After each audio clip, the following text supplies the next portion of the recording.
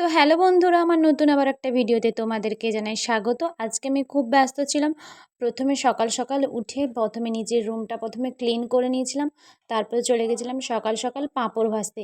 পাঁপড় আর চা এখানে করে নেওয়ার পরে সবাইকে এখানে আমি পাঁপড় দিয়ে দিয়েছিলাম। তো প্রথমে আমি দিয়ে দিয়েছিলাম দিদাকে। দিদা খেয়ে বলেছে পাঁপড়টা খুব ভালো হয়েছে।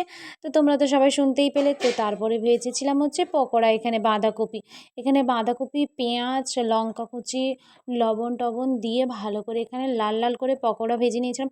তো বাঁধাকপির পকোড়া কার কার ভালো লাগে অবশ্যই কমেন্ট করে জানিও। আমার তো খুব ভালো লাগে।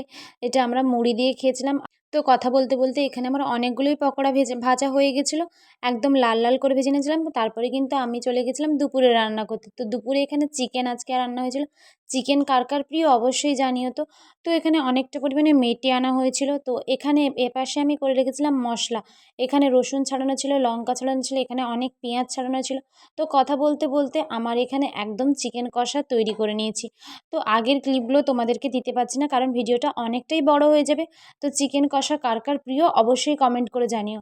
তো আজকে আর বেশি বক বক করবো না। তো ভিডিওটা কেমন লাগলো অবশ্যই জানিও। ভিডিওটা ভালো লাগলে অবশ্যই like, comment, share and subscribe করে দিও। আর এখানে আমরা খেতে বসে গেছিলাম। আজকে আমরা কলা পাতায় বসছিলাম। তারপরে খাওয়ার পরে এখানে অনেক বাসন জমা হয়ে, তো ঝটপট করে এখানে আমি বাসনগুলো সব মেজে নিয়েছিলাম, কারণ অনেক বাসন হয়ে গেছিলো। ফেলে রাখলে কারণ আরও অনেক বাসন হয়ে যাবে। তো বাসনগুলো মেজে নেওয়ার পরে এখানে তারপরে এক এক করে বাসন সব আমি ধুয়ে নিয়েছিলাম। তো ভিডিওটা আমার শেষ পর্যন্ত দেখার জন্য অসংখ্য ধন্যবাদ।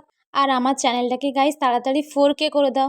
তো 4K হওয়ার পরে দারুণ দারুণ আরও ভিডিও আসতে চলেছে। আর আমার ভিডিও কার কার কেমন লাগে অবশ্যই একটা কমেন্ট করে হাই করে জানিয়ে দিত।